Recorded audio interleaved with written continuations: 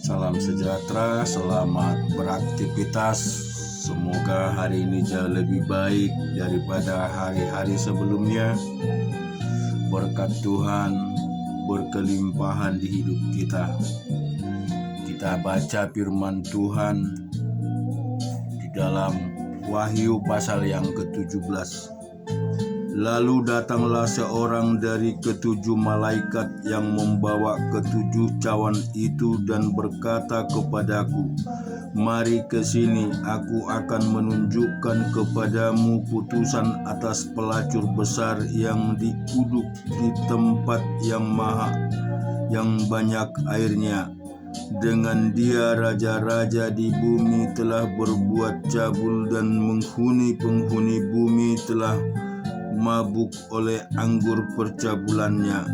Dalam roh aku dibawanya ke padang gurun, dan aku melihat seorang perempuan duduk di atas seekor binatang yang merah ungu, yang penuh tertulis dengan nama-nama hujat. Binatang itu mempunyai 7 kepala dan 10 tanduk. Dan perempuan itu memakai kain ungu dan kain kermiji yang dihiasi dengan emas, permata dan mutiara, dan di tangannya ada 1 cawan emas penuh dengan segala kekejian dan kenajisan percabulannya. Dan pada dahinya tertulis suatu nama, suatu rahasia, Babel besar, ibu dari wanita-wanita pelacur dan dari kekejian bumi. Dan aku melihat perempuan itu mabuk oleh darah orang-orang kudus dan darah saksi-saksi Yesus. Dan ketika aku melihatnya, aku sangat heran. Lalu kata malaikat itu kepadaku, "Mengapa engkau heran? Aku akan mengatakan kepadamu rahasia perempuan itu dan rahasia binatang yang memikulnya, binatang yang berkepala 7 dan bertanduk 10 itu. Adapun binatang yang telah kau lihat itu telah ada, namun tidak ada. Ia akan muncul dari jurang maut, dan ia menuju kepada kebinasaan. Dan mereka yang diam di bumi, yakni mereka yang tidak tertulis di dalam kitab kehidupan sejak dunia dijadikan, akan heran apabila mereka melihat bahwa binatang itu telah ada namun tidak ada, dan akan muncul lagi. Yang penting di sini ialah akal yang mengandung hikmat. Ketujuh kepala itu adalah 7 gunung yang di atasnya perempuan itu duduk. Ketujuhnya adalah juga 7 raja, 5 di antaranya sudah jatuh, yang 1 ada dan yang lain belum datang. Dan jika ia datang, ia akan tinggal seketika saja. Dan binatang yang pernah ada dan yang sekarang tidak ada itu, ia sendiri adalah raja ke-8, dan namun demikian 1 dari ke-7 itu, dan ia menuju kepada kebinasaan. Dan ke-10 tanduk yang telah kulihat itu adalah 10 raja yang belum mulai memerintah, tetapi 1 jam lamanya mereka akan menerima kuasa sebagai raja bersama-sama dengan binatang itu. Mereka seia sekata, kekuatan dan kekuasaan mereka mereka berikan kepada binatang itu. Mereka akan berperang melawan anak domba, tetapi anak domba akan mengalahkan mereka, karena ia adalah Tuan di atas segala tuan dan Raja di atas segala raja. Mereka bersama-sama dengan dia juga akan menang, yaitu mereka yang terpanggil, yang telah dipilih dan yang setia. Lalu ia berkata kepadaku, semua air yang telah kau lihat di mana wanita pelacur itu duduk adalah bangsa-bangsa dan rakyat banyak dan kaum dan bahasa, dan ke-10 tanduk yang telah kau lihat itu serta binatang itu akan membenci pelacur itu, dan mereka akan membuat dia menjadi sunyi dan telanjang, dan mereka akan memakan dagingnya dan membakarnya dengan api, sebab Allah telah menerangi hati mereka untuk melakukan kehendak-Nya dengan seia sekata, dan untuk memberikan pemerintahan mereka kepada pemerintahan itu, sampai segala firman Allah telah digenapi. Dan perempuan yang telah kau lihat itu adalah kota besar yang memerintah atas raja-raja bumi. Kita juga akan melihat Kejadian pasal yang ke-5.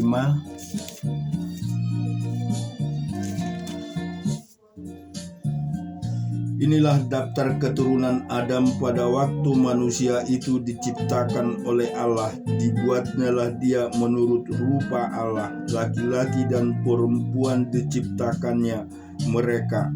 Ia memberkati mereka dan memberikan nama manusia kepada mereka pada waktu mereka diciptakan.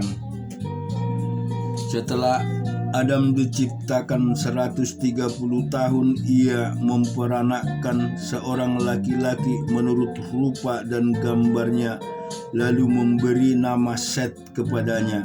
Umur Adam setelah memperanakkan Set 800 tahun, dan ia memperanakkan anak-anak lelaki dan perempuan. Jadi Adam mencapai umur 930 tahun, lalu ia mati. Setelah Set hidup 105 tahun, ia memperanakkan Enos, dan Set masih hidup 800 tahun.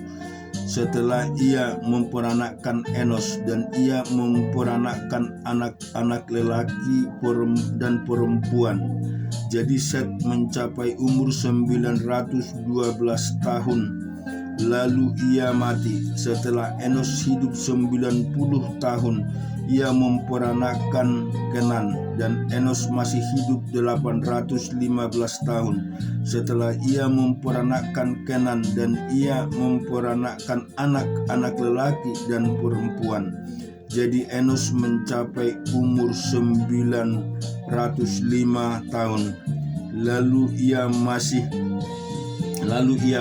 Setelah Kenan hidup 70 tahun, ia memperanakkan Mahalalel, dan Kenan masih hidup 840 tahun setelah ia memperanakkan Mahalalel, dan ia memperanakkan anak-anak lelaki dan perempuan. Jadi Kenan mencapai umur 910 tahun, lalu ia mati. Setelah Mahalalel hidup 65 tahun, ia memperanakkan Yared, dan Yahalel masih hidup 830 tahun. Setelah ia memperanakkan Yered, dan ia memperanakkan anak-anak lelaki dan perempuan. Jadi Mahalalel mencapai umur 895 tahun, lalu ia mati. Setelah Yared hidup 162 tahun, ia memperanakkan Henok, dan Yared masih hidup 800 tahun. Setelah ia memperanakkan Henok, dan ia memperanakkan anak-anak lelaki dan perempuan. Jadi Yared mencapai umur 962 tahun, lalu ia mati. Setelah Henok hidup 65 tahun, ia memperanakkan Metusalah, dan Henok hidup bergaul dengan Allah selama 300 tahun lagi. Setelah ia memperanakkan Metusalah, dan ia memperanakkan anak-anak lelaki-laki dan perempuan. Jadi Henokh mencapai umur 365 tahun. Dan Henokh hidup bergaul dengan Allah, lalu ia tidak ada lagi, sebab ia telah diangkat oleh Allah. Setelah Metusalah hidup 180 tahun, ia memperanakkan Lamek, dan Metusalah masih hidup 782 tahun setelah ia memperanakkan Lamek, dan ia memperanakkan anak-anak lelaki dan perempuan. Jadi Metusalah mencapai umur 969 tahun, lalu ia mati. Setelah Lamek hidup 182 tahun, ia memperanakkan seorang anak laki-laki dan memberi nama Nuh kepadanya. Katanya, anak ini akan memberi kepada kita penghiburan dalam pekerjaan kita yang penuh susah payah di tanah yang telah terkutuk oleh Tuhan. Dan Lamek masih hidup 595 tahun setelah ia memperanakkan Nuh, dan ia memperanakkan anak-anak lelaki dan perempuan. Jadi Lamek mencapai umur 777 tahun, lalu ia mati. Setelah Nuh berumur 500 tahun, ia memperanakkan Sem, Ham, dan Yafet. Kita juga akan membaca firman Tuhan, Bilangan yang kedua, ayat yang ke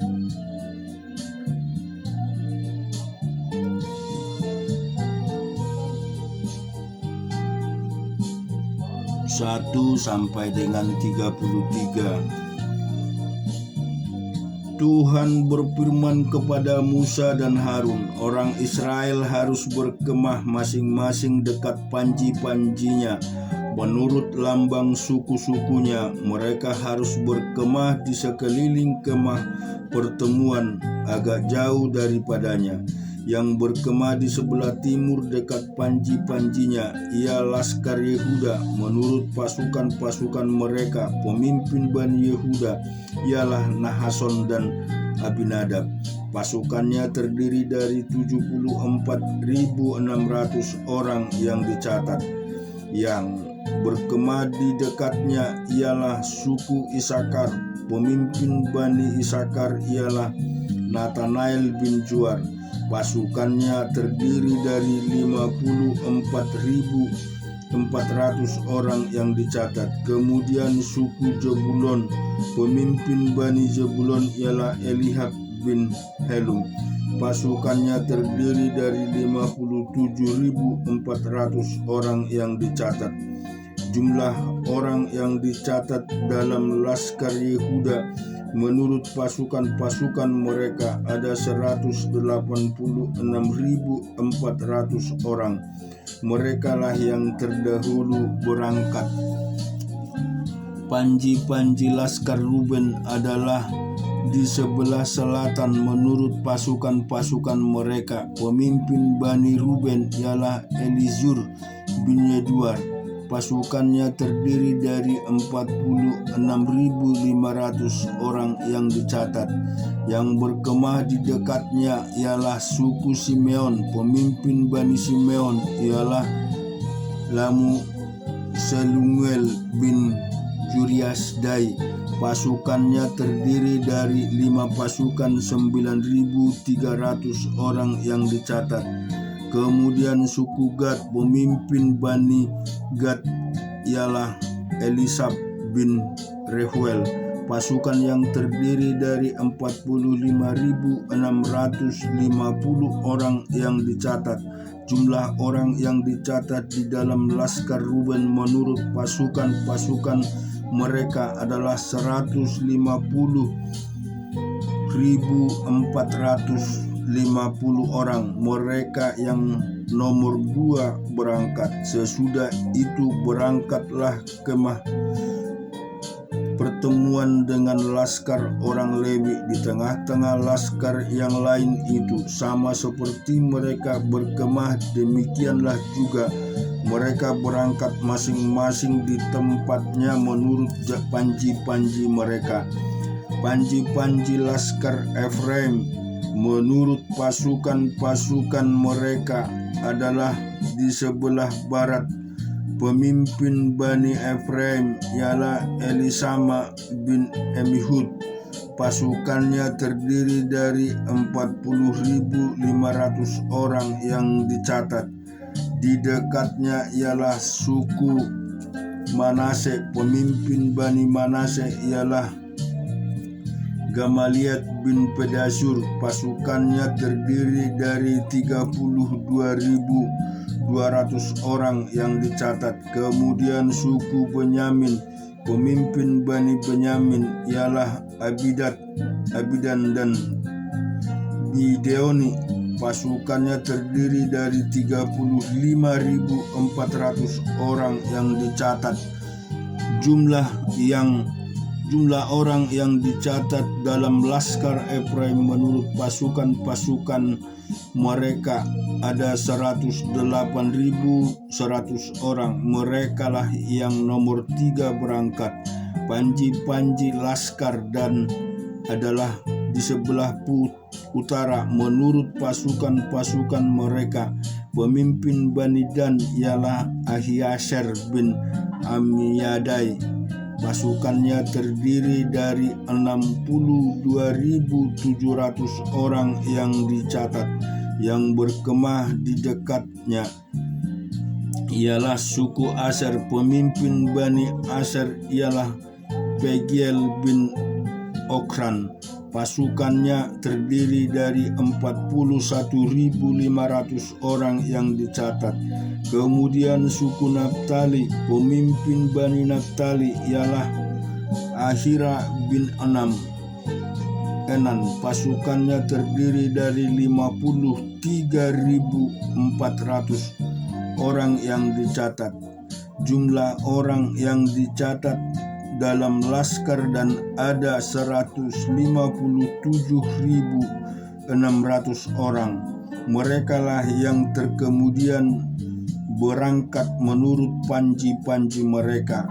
Itulah pencatatan orang Israel menurut suku-suku mereka. Jumlah orang yang dicatat dalam laskar-laskar dengan pasukan-pasukannya ada 603.550 orang. Tetapi orang Lewi tidak turut dicatat bersama-sama dengan orang Israel, seperti yang diperintahkan Tuhan kepada Musa. Maka orang Israel berbuat demikian tepat seperti yang diperintahkan Tuhan kepada Musa. Demikianlah mereka berkemah menurut panji-panji mereka, dan demikian mereka berangkat masing-masing menurut kaumnya dan sukunya. Kita juga akan baca di dalam 1 Tawarik 15 ayat yang ke-16.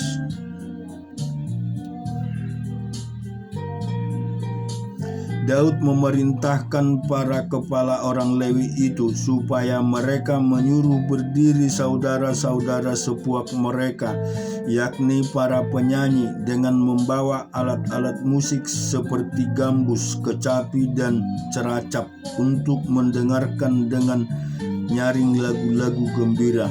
Maka orang Lewi itu menyuruh berdiri Heman bin Yoel, dan dari saudara-saudara sepuaknya Asap bin Berekia dari Bani Merari, saudara-saudara sepuak mereka Etan bin Husaya, dan bersama-sama mereka itu saudara-saudara mereka dari tingkat kedua Zakaria, Yaziel, Semiramot, Yehiel, Uni, Eliab, Benaya, Maseya, Metica, Elipele, Mikneya, dan Obed Edom seperti Yeiel, para penunggu pintu gerbang.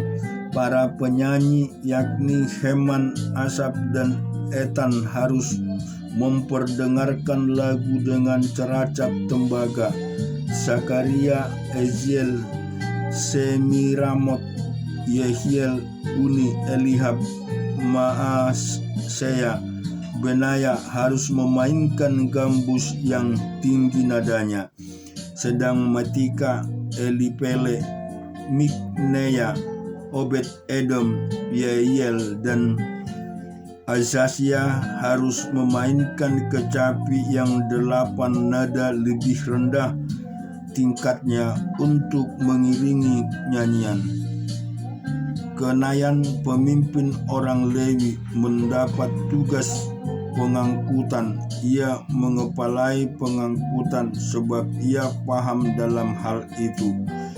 Berekia dan Elkana adalah penunggu pintu pada tabut, dan Sebaya, Yosafat, Netanel, Amasal, Zakaria, Benaya, dan Eliezer, yakni imam-imam itu, meniup napiri di hadapan tabut Allah. Sedang Obed Edom dan Yehiel adalah penunggu pintu pada tabut itu. Maka Daud dan para tua-tua Israel dan para pemimpin pasukan 1000 pergi untuk mengangkut tabut perjanjian Tuhan itu dari rumah Obed Edom dengan sukacita, dan oleh karena Allah menolong orang-orang Lewi yang mengangkat tabut perjanjian Tuhan itu, maka dipersembahkanlah 7 ekor lembu jantan dan 7 ekor domba jantan. Daud memakai jubah dari kain lenan halus. Juga segala orang Lewi yang mengangkat tabut itu dari para penyanyi dan kenayannya mengepalai pengangkutan, dan para penyanyi Daud juga memakai baju efod dari kain lenan. Seluruh orang Israel mengangkut tabut perjanjian Tuhan itu dengan diiringi sorak dan bunyi sangkakala, nafiri, dan ceracap, sambil memperdengarkan permainan gambus dan kecapi. Ketika tabut perjanjian Tuhan itu sampai ke kota Daud, maka Mikal, anak perempuan Saul, menjenguk dari jendela lalu melihat Raja Daud melompat-lompat dan menari-nari. Saat itu ia memandang rendah Daud. Amin. Tuhan memberkati kita semua.